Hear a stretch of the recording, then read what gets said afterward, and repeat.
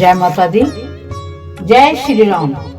आज हम भगवान श्री राम की विशेष कृपा पाने के लिए श्री रामचरितमानस का जो पाठ चल रहा है उसमें मास प्रायण 18वें विश्राम को हम श्रवण करेंगे।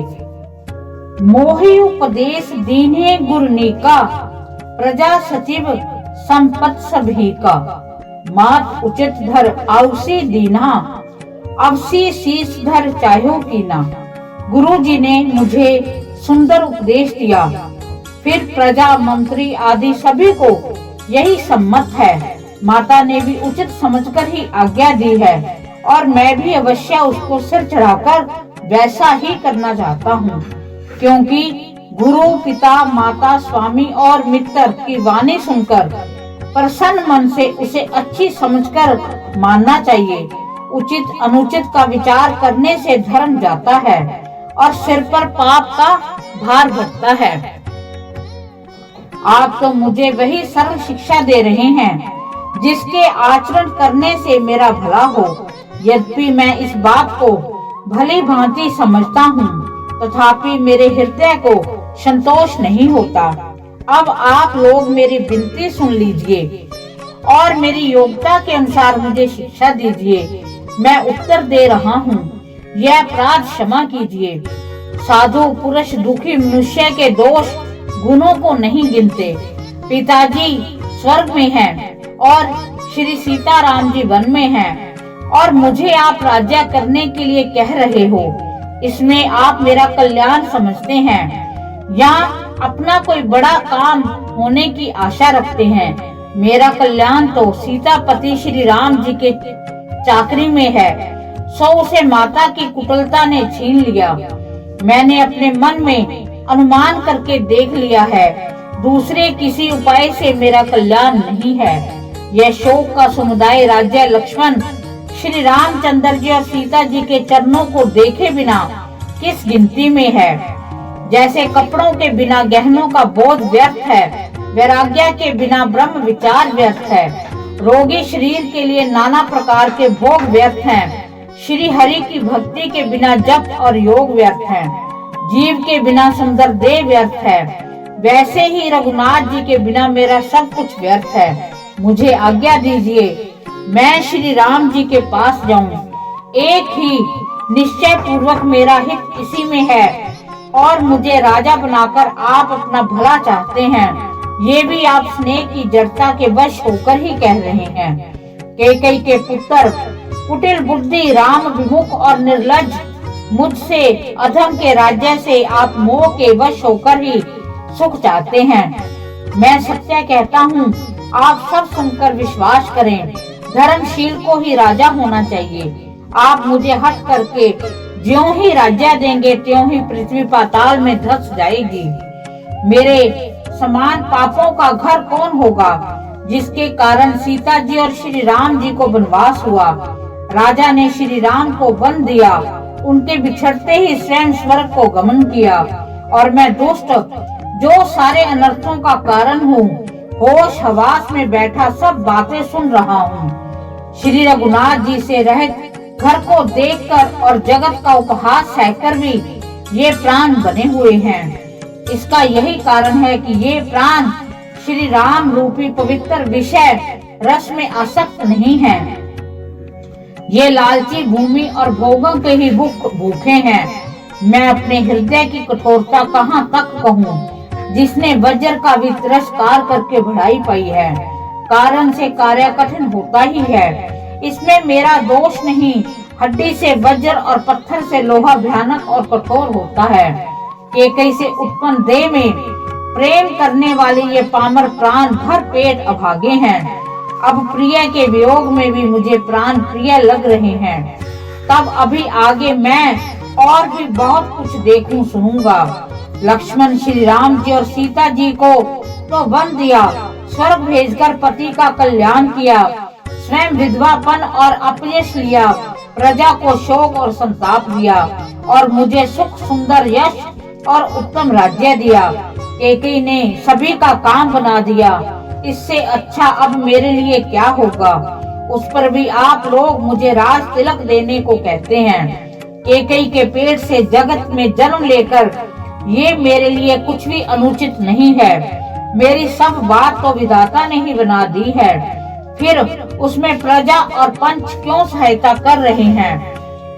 जिसे कुग्रह लगे हों, फिर जो वायु रोग से पीड़ित हो और उसी को फिर बिच्छू डंक मार दे, उसको यदि मदिरा पिलाई जाए तो कहिए ये कैसा इलाज है? कैकेयी के लड़के के लिए संसार में कुछ योग्य था, चतुर विधाता ने मुझे वही दिया, पर दशरथ जी का पुत्र और राम का छोटा भाई होने की बढ़ाई मुझे विधाता ने व्यर्थ ही दी। आप सब लोग भी मुझे टीका कढ़ाने के लिए कह रहे हो। राजा की आज्ञा सभी के लिए अच्छी है, मैं किस किस को किस किस प्रकार से उत्तर दूं, जिसकी जैसी रुचि हो आप लोग सुख पूर्वक वही कहें। मेरी कुमाता के कई समेत मुझे छोड़कर कहिए, और कौन कहेगा ये काम अच्छा किया गया। जड़ चेतन जगत में मेरे सिवा और कौन है जिसको श्री सीता राम जी प्राणों के समान प्यारे न हो। जो परम हानि है उसी में सबको बड़ा लाभ दिख रहा है। मेरा बुरा दिन है, किसी का दोष नहीं। आप सब जो कुछ कहते हो सो सब उचित है, क्योंकि आप लोग संशयशील और प्रेम के वश में हैं। श्री रामचंद्र जी की माता बहुत ही सरल हृदय हैं और मुझ पर उनका विशेष प्रेम है, इसलिए मेरी दीनता देखकर वह स्वाभाविक स्नेहवशी ऐसा कह रही हैं। गुरु जी ज्ञान के समुद्र हैं, इस बात को सारा जगत जानता है। जिनके लिए विषम हथेली पर रखे हुए बेर के समान है, वे भी मेरे लिए राज तिलक का साज सज रहे हैं। सत्य है, विधाता के विपरीत होने पर सब कोई विपरीत हो जाते हैं। श्री रामचंद्र जी और सीता जी को छोड़कर जगत में कोई ये नहीं कहेगा कि इस अनर्थ में मेरी सम्मति नहीं है। मैं उसे सुख पूर्वक सुनूंगा और सहूंगा, क्योंकि जहाँ पानी होता है वहाँ अंत में कीचड़ होता ही है। मुझे इसका डर नहीं है, जगत मुझे बुरा कहेगा और ना मुझे प्रलोभ की सोच है। मेरे हृदय में तो बस एक ही दूसरा दावा नल धधक रहा है कि मेरे कारण श्री सीता राम जी दुखी हुए।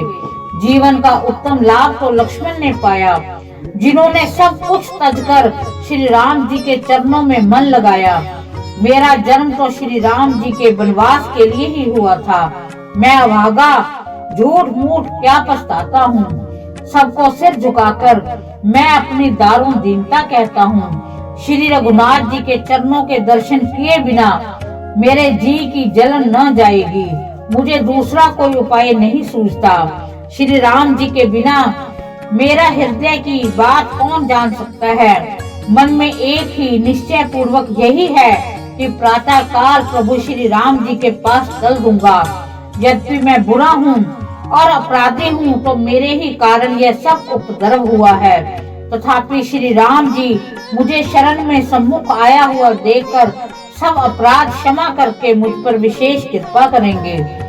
श्री रघुनाथ जी शील, संकोच, अत्यंत सरल स्वभाव, कृपा और स्नेह के घर हैं। श्री राम जी ने कभी शत्रु का भी अनिष्ट नहीं किया।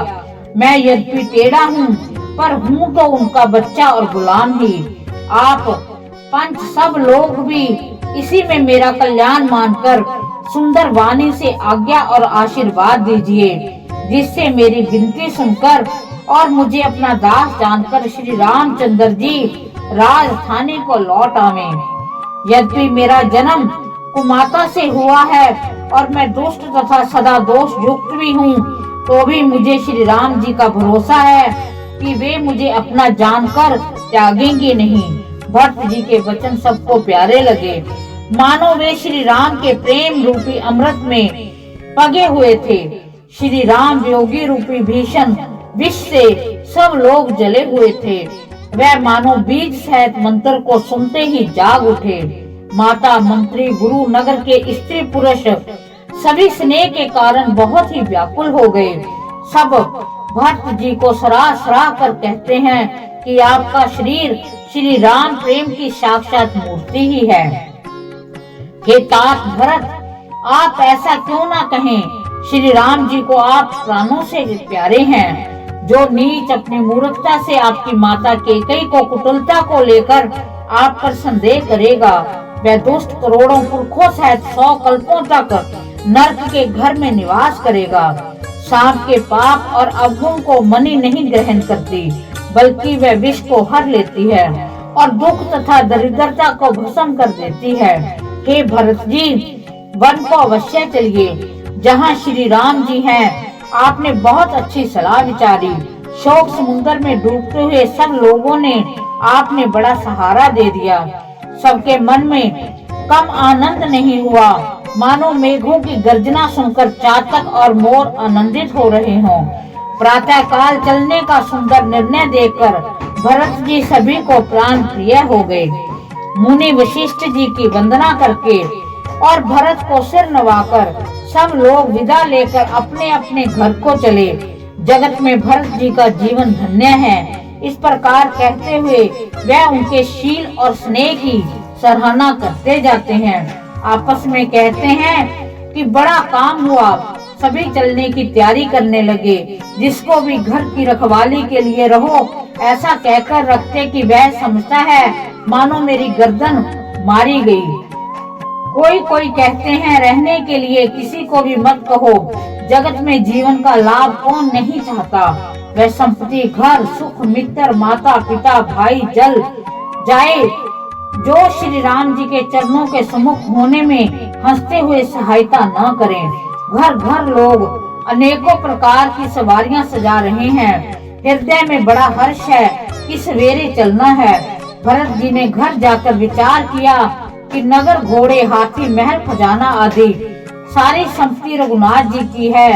यदि उसकी रक्षा की व्यवस्था किए बिना उसे ऐसे ही छोड़कर चल दूं, तो परिणाम में मेरे भलाई नहीं है, क्योंकि स्वामी का द्रोह सब पापों में शिरोमणि है। सेवक वही है जो स्वामी का हित करे, चाहे कोई करोड़ों दोष क्यों न दे। भरत जी ने ऐसा विचार कर ऐसे विश्वास पात्र सेवकों को बुलाया जो कभी स्वप्न में भी अपने धर्म से नहीं डिगे थे। भरत जी ने उन सबको भेद समझाकर फिर उत्तम धर्म बतलाया। जो जिस योग्य था उसे उसी काम पर नियुक्त कर दिया। सब व्यवस्था करके रक्षकों को रखकर भरत जी राम माता कौशल्या जी के पास गए। स्नेह के सुजान भरत जी ने सब माताओं को दुखी जानकर उनके लिए पालकियां तैयार करने तथा सुख आसन सजाने के लिए कहा। नगर के नर नारी चकवे चकवी की भांति हृदय में अत्यंत आर्त होकर प्रातः काल का होना चाहते हैं। सारी रात जागते जागते सवेरा हो गया। तब भरत जी ने चतुर मंत्रियों को बुलवाया और कहा कि तिलक का सब सामान साथ ले चलो।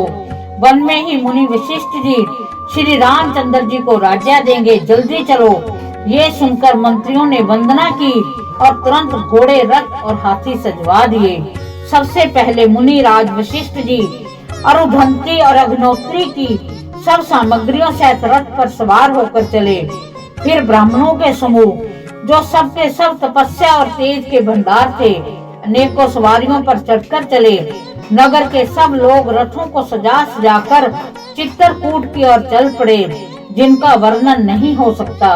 ऐसी सुंदर पालकियों पर चढ़ चढ़कर सब रानियां चलीं। विश्वास पात्र सेवकों को नगर सौंपकर सबको आनंद पूर्वक रवाना करके तब श्री सीता राम जी के चरणों को स्मरण करके भरत शत्रुघ्न दोनों भाई चले। सौंप नगर सुच सेवकनी, सादर सकल से चलाए, सुमर राम सिय चरण तब, चले भरत दो भाई। इस प्रकार हमने श्री रामचरितमानस के अयोध्या कांड के उस भाग को श्रवण किया जब भरत को मुनि वशिष्ठ, माँ कौशल्या और सब कहते हैं कि आपको राजा दशरथ की आज्ञा से, जो अब नहीं है, जो स्वर्ग सिधार चुके हैं, आपको राजपाट संभालना चाहिए, आपको राज तिलक लेना चाहिए। तो इस पर भरत जी कहते हैं कि मैं इतना भागा हूँ, मैंने ऐसी माता की कोख से जन्म लिया है जो माता मेरे लिए कुमाता बन गई है। तो वो अपनी बात बड़े विस्तार पूर्वक कहते हैं और अंत में वो कहते हैं कि मैं भगवान श्री राम से मिलना चाहता हूँ। तो इस बात को सुनकर पूरे नगर निवासी अयोध्या वासी बड़े खुश हो जाते हैं और सभी चलने की तैयारियां कर लेते हैं। और शत्रुघ्न भरत जी के साथ सबसे पहले मुनि वशिष्ठ जी अपने रथ में चलते हैं, उसके बाद ब्राह्मण, उसके बाद माताएं सुख आसन पर बैठकर जा रही हैं, उसके बाद भरत और शत्रुघ्न जा रहे हैं भगवान राम जी से मिलने के लिए। तो हमने बड़ा सुंदर प्रसंग पढ़ा, बड़ी सुंदर माँ भगवान श्री राम की महिमा सुनी, भाई भरत का प्रेम को देखा। तो भगवान श्री राम हम पर अपनी विशेष कृपा बनाए रखें, उनका आशीर्वाद हमें हमेशा मिलता रहे। इसी के साथ जय श्री राम।